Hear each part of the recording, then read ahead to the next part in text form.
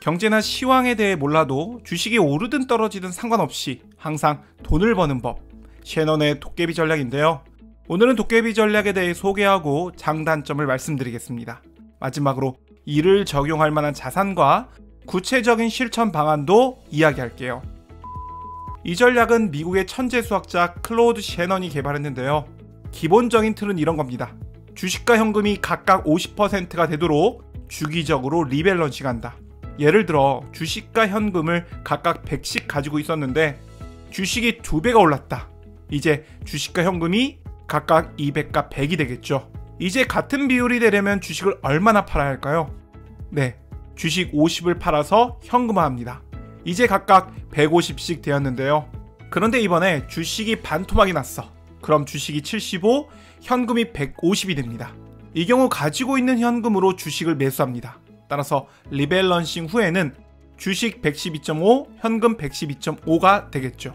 처음에 현금이 200이 있었죠. 만약 처음부터 주식에 올인했다면 200이 400이 되었다가 다시 200이 되며 제자리로 왔겠지만 50대 50의 리밸런싱을 하니까 225가 되며 자산이 늘어났습니다. 신기하죠? 이것은 도깨비가 마법을 부린 것 같다라고 해서 도깨비 전략으로 불렀다고 합니다.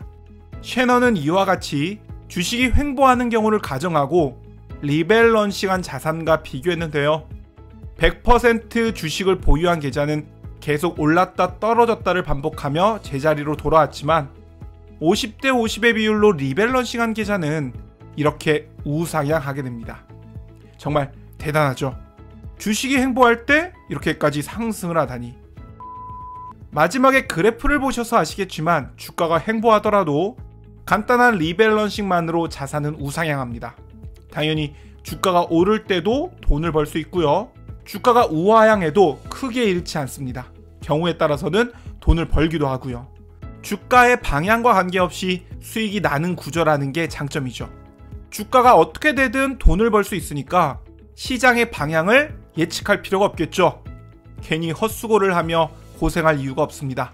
따라서 시장에 대한 스트레스도 훨씬 적고요. 그냥 기계적으로 매매하면 됩니다. 더불어 현금 50%를 항상 유지하는 구조이기 때문에 시장에 큰 하락이 왔을 때 리스크도 훨씬 줄어들죠. 그럼 단점은 무엇일까?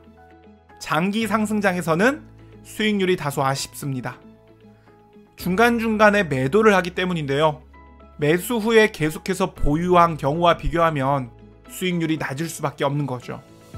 그런데 저는 이러한 단점이 문제가 된다고 보지는 않아요. 횡보장이나 하락장에서 수익을 낼 수 있는 구조를 만들었죠. 그렇게 했다면 단점이 있는 거야 당연하겠죠. 그리고 그 단점이 상승장에서의 수익이 아쉽다 이거고요. 상승장에서 수익이 작은 거까지 거 양보할 수 있다고 봅니다. 셰넌의 도깨비 전략은 상승장에서의 최고의 수익률을 포기하는 대신 급락과 회복이 반복되는 변동성 장세에서 양호한 수익률을 얻을 수 있습니다. 그럼 도깨비 전략의 문제점이 뭘까? 바로 거래 비용과 세금입니다.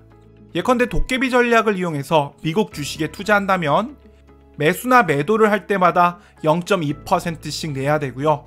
수익에 대해서도 22%의 세금을 내야겠죠. 저는 이게 가장 큰 단점이라고 봅니다. 앞서 말했듯 이 전략은 상승장에서의 수익률이 다소 아쉽습니다. 따라서 그 아쉬움을 채우기 위해서는 변동성이 큰 자산이 더 적합합니다. 오를 때 2배 혹은 3배씩 오른다면 상승장에서의 아쉬운 수익률을 만회할 수도 있겠죠.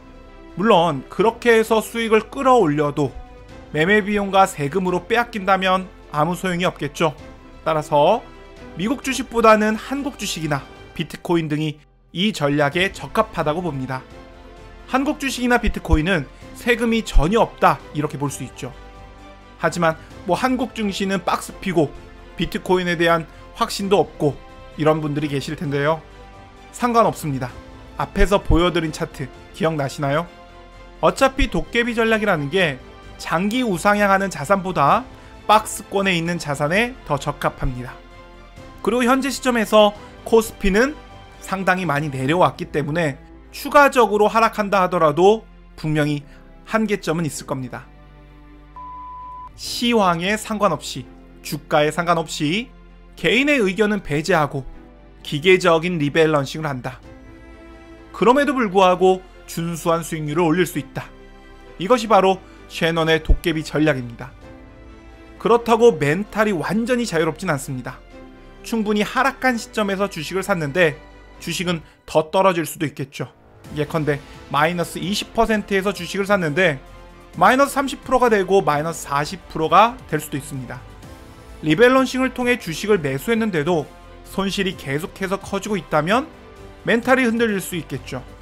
하지만 사실 이러한 상황은 도깨비 전략만의 문제는 아니죠.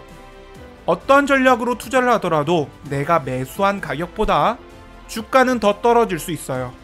다만 레버리지 ETF를 이용하고 있다면 하락률은 일반 주식보다는 깊을 겁니다. 고점 대비 마이너스 50%, 마이너스 60%, 그 이상도 하락할 수 있죠. 하지만 주가가 마이너스 60%가 되더라도 이는 주가가 그렇게 하락한 것이지 계좌의 손실률이 마이너스 60%인 것은 아닙니다. 충분한 현금을 가지고 있고 하락시마다 매수를 했다면 계좌의 손실률은 하락률의 절반도 되지 않을 겁니다. 그러니 단기적으로 손실이 나더라도 멘탈을 부여잡고 장기적인 관점을 유지하면서 리밸런싱을 멈춰서는 안 되겠죠.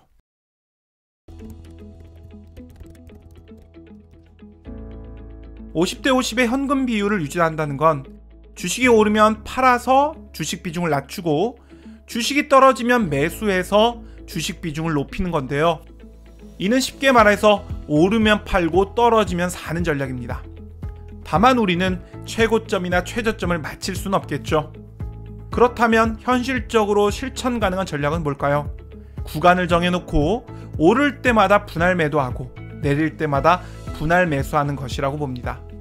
사실 이러한 전략, 오르면 팔고 떨어지면 사는 이 전략은 제가 지난 3년 동안 사용했던 전략인데요. 저는 이 전략을 10824라고 불렀습니다. 100% 오르면 팔고 20% 내리면 산다, 이런 뜻인데요. 최근에 올린 영상에서 자신도 도깨비 전략을 사용한다고 하신 분이 계셔서 도깨비 전략이 뭔가 하고 관심 있게 살펴봤습니다.